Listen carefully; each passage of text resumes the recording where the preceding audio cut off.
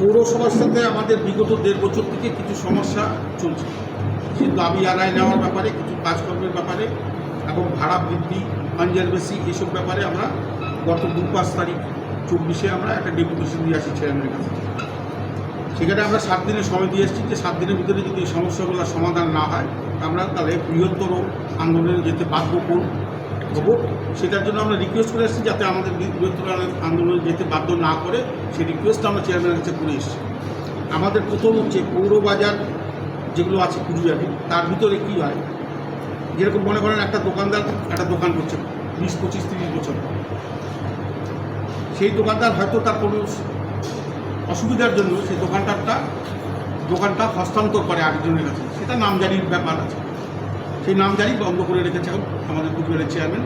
তারপরে অনেক রিকোয়েস্ট করার পরে উনি নামজারি আরম্ভ করলো, কিন্তু এমন একটা ফিস চালু করলো, প্রথমে করলো 8,000, 10,000, 12,000 টাকা পার স্কোয়ার ফিট নামজারির জন্য তাদেরকে দিতে হবে।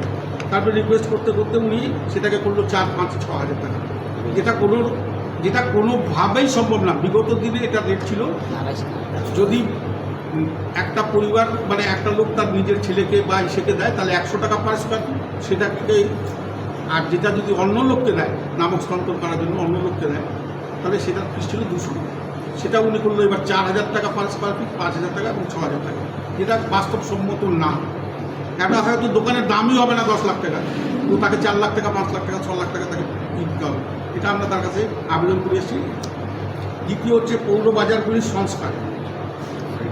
বাজারে কোনো রকম পর্যাপ্ত শৌচালয় নেই, পানীয় জলের ব্যবস্থা নেই, অগ্নি নির্বাপন ব্যবস্থা নেই, বাজার খসে পড়ছে, প্রত্যেকে চাঙড় ভেঙে পড়ছে, কোনো কিছুই হচ্ছে না। দিনের পর দিন উনি কখনও দেখাচ্ছেন এটা ডিএম করবে, এটা হেরিটেজ চলে গেছে, এটা ওজ হয়ে গেছে, এটা ওই হয়ে গেছে। তারপরে একটা বাজারের ভিতরে দুটো ড্যামেজ বিল্ডিং উনি ডিক্লেয়ার করে দিয়েছেন, সেখানে নোটিশ লাগিয়ে দিয়েছেন ড্যামেজ বিল্ডিং। আমি তো বুঝতে পারি একটা সভ্য সমাজে যে বিল্ডিংয়ের ড্যামেজ বিল্ডিং ডিক্লেয়ার হয় তার ভাড়া কী করে বৃদ্ধি হবে। এটা কোনো ভদ্রলোক মানে সুস্থ মস্তিষ্কের লোক এই কাজ করতে পারেন না। একদিকে আমি ভাঙা বলছি, বিল্ডিংটা ভাঙা ড্যামেজ, আবার একদিকে ভাড়া বাড়িয়ে দিচ্ছি, এটা হতে পারে কোনো দিন। আমরা এইসব নিয়েই তার কাছে ডেপুটেশন দিয়ে এসেছি। সেই সম্পূর্ণ বাজারের আমাদের পেপার ব্লক, মাছ বাজার, সবজি বাজারে মানুষ যাওয়া আসা করতে পারে না, চলাচল করতে পারে না, জল ছিটে গায়ের মধ্যে হাঁটবেন রাস্তা দিয়ে, পায়ের জল মাথায় ছিটায়। ট্রেড লাইসেন্সের ফি কত ট্রেড লাইসেন্স ফি যার 200 টাকা ছিল সেটা 1200 টাকা হয়ে গেছে।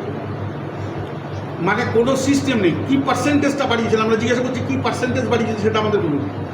আমাদের সাথে নেগোসিয়েশন করে তার পার্সেন্টেজটা বাড়ানো উচিত। 50% বাড়বে কি, 60% বাড়বে কি, 100% বাড়বে বা 200% বাড়বে, সেটা কোনো কিছু নেই। খেয়াল খুশি মতন যেটা বাড়িয়ে দিয়েছে।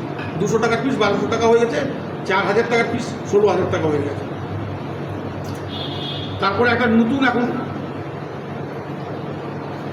ট্রেড লাইসেন্সেরও ফি বেড়েছে। জল কর, যেটা আমাদের মনে হয় পশ্চিমবাংলা কোথাও নেই জল কর। ছোটো ছোটো দোকান, চায়ের দোকান, রেস্টুরেন্টগুলো করছে, সেখানে জল কর উনি চাপিয়ে দিয়েছে, লাগু করেছে। কনজারভেন্সি, একটা ছোটো রেস্টুরেন্ট, তার মধ্যেও কনজারভেন্সি এমন মাত্রাতিরিক্তভাবে বাড়িয়ে দিয়েছেন যেটা সেই দোকানদারকে দেওয়া কোনো সময় সম্ভব না। আমাদের সাথে ভাড়া নেগোসিয়েশন ওনার হয়েছে, আমরা ভাড়া মেনেও নিয়েছি। আমাদের আপত্তি হচ্ছে নিচের ভাড়া যদি 1.5 টাকা হয় তাহলে উপরে ভাড়া কোনোদিন 2 টাকা 2.5 টাকা হতে পারে। গ্রাউন্ড ফ্লোরের ভাড়া 1.5 টাকা, উপরের ভাড়া 2 টাকা, এটা হতে পারে কোনোদিন? ওনাকে বললে উনি বলেন না, যেটা করে দিচ্ছি এটাই হবে, আমি কমানো যাবে। কোনো সুস্থ মস্তিষ্কের লোক এটা মানতে পারে নিচের ভাড়া 1.5 টাকা, উপরের ভাড়া 2 টাকা হয় কোনোদিন? এসব নিয়েই আমরা ওনার কাছে এবং সেখানে অনেকগুলো কাউন্সিলর ছিল, তাদের কাছে আমরা হাত জোর করে রিকোয়েস্ট করে বলেছি এটা মিটিয়ে দিন। আমরা কোনো সময় চাই না পৌরসভার সাথে আমাদের ঝামেলা থাকুক। ব্যবসায়ীদের কাছে ঝামেলা করার মতন সময়ও নেই।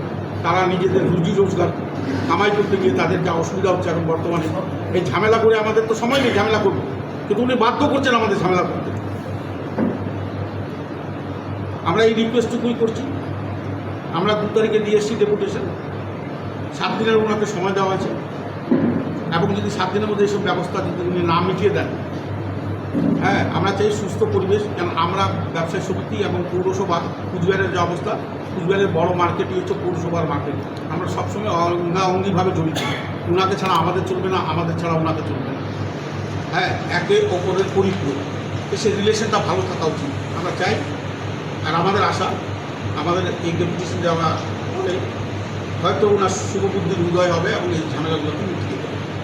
এটুকুই। দিন হয়ে যাওয়ার পর প্রাথমিকভাবে কি আপনারা কোনো সিদ্ধান্ত নিয়েছেন কি করবেন, কি কর্মসূচি, আমরা বাজার স্তব্ধ করে দিতে বাধ্য হবো। সেটা কতদিনের বা কি? আমরা তো বলে দিয়েছি অনির্দিষ্টকালের জন্য। এখন আমাদের কাল পরশু মধ্যে এক্সিকিউটিভ মিটিং করে কী হবে, 48 ঘন্টা না 76 ঘন্টা 72 ঘন্টা কী হবে সেটা আমাদের দিকে ডিক্লেয়ার করে দেবো, আপনাদের দিকে বলেছি। মানে মোট কথা বাজার বন্ধের একটা সিদ্ধান্ত নিচ্ছেন আপনারা? অবশ্যই, না হলে কি করা যাবে, যদি নাই শোনে তাহলে কী করতে হবে। সেটা কি শুধু কোচবিহার ভবানীগঞ্জ বাজার নাকি গোটা পৌরসভা এলাকা? প্রথম তো একবারে তো সম্পূর্ণ জেলাকে আর করা যায় না। হ্যাঁ, প্রথম কুচবিহার পৌরসভার ব্যাপার এটা। দিনাটায় এই ঝামেলা নেই, দিনাটার সাথে এই ঝামেলা নেই। দিনাটার মধ্যে মিউটেশন ফি হচ্ছে 50,000 টাকা, যেটা এখানে হচ্ছে 4 লাখ টাকা। আলিপুরে 50,000 টাকা, সেটা এখানে হচ্ছে 4 লাখ টাকা। তা দিনাটাতে এই সমস্যা নেই, আমরা দিনাটাকে এর ভিতরে জড়িত করবো কেন? যখন দেখবো যে আমাদের আন্দোলনটা সঠিক করতে যাচ্ছে, হচ্ছে না কোনো কিছু, হ্যাঁ, আমরা দিনাটা আমার সাব ডিভিশনগুলোকে এর ভিতরে ইন্টেগ্রাল করবো।